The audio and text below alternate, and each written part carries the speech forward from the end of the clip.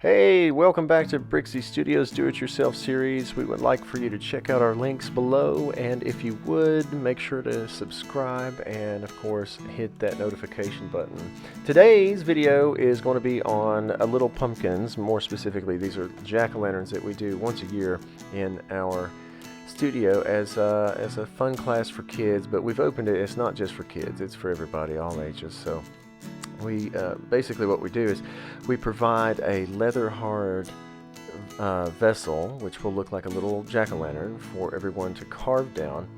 And you know, it's one of these things that it's a permanent, not once a shot kind of deal. It's, if you take care of it right, it's time after time after time. So we're just making memories, right? Anyway, so our do-it-yourself series, here we are with our centering for pumpkins as I'm doing them. Now, there are other ways to do them, but as I am doing them, that should be noted. As I am doing them, again, that's the third time, so nobody has any mistake with what I'm trying to say here. The way I set these up, you have to do it with a small amount of clay. 1.5 pounds would be about as much as you're ever going to be able to pull off, and the reason why you'll see in just a minute is how we put these lobes in. It'll cause too much of a deformation and it will fall down on us. So here I am doing a quick opening that is just a slight bit larger than what we would see as a normal type coffee mug, and then we're going to do just a couple quick pulls here. We don't want to do anything that's too crazy thin because these don't need to be crazy thin. We're going to stretch the walls, and of course that has to do with technicalities and ceramic theory, so check those videos out. But in the meantime, just remember, when you're going to curve a wall, you cannot get it super thin without trying to collapse it, okay? So this is just me trying to finish off the pulls here. Again, not getting too crazy, and then we're going to throw a little bit of curve. And I'm going to work that curve out further and further just to push it a little bit more what we would say like a pumpkin, right? Or a gourd type vessel. We're not going to put a lid. This isn't going to be a closed vessel. This is something that we can have someone drop a little candle in the top of and not really have to worry. And I know you could do that with a closed vessel, but it's just not something that we're going to worry about, right?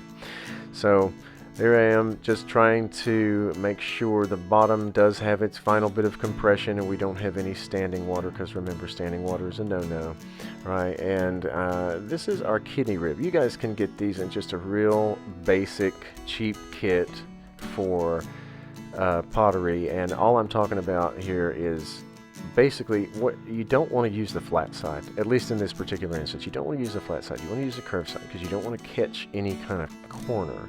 And if you catch a corner, it's going to give that a very hard line on the side of your vessel, and that's just not going to look very good, number one. Number two, it's probably going to cause an issue with the walls in such a manner that it's going to come down on you or collapse on you.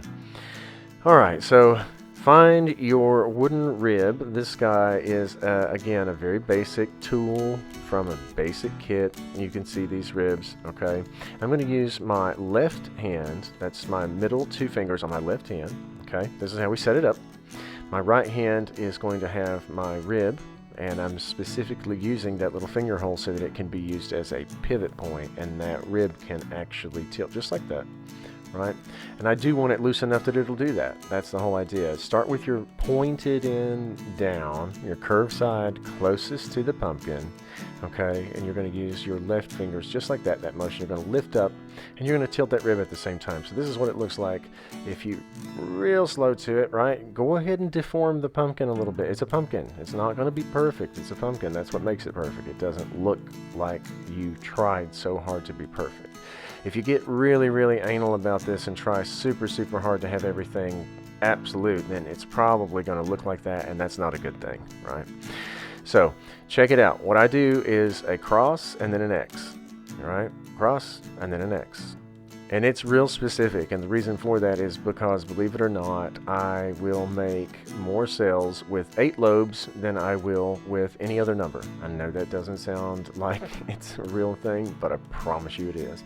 It just looks better, okay? And for whatever reason, people respond to it. So this is what the kind of vessel we're left with, right? And this is what you see when we get done in class. Everybody has their own unique version of what they think a pumpkin is, right? Fun, good times, lasts forever, simple.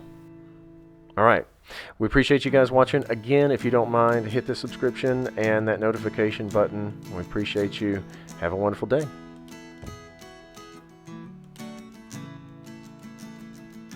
God, I was not expecting that song in my ear either. What song is it?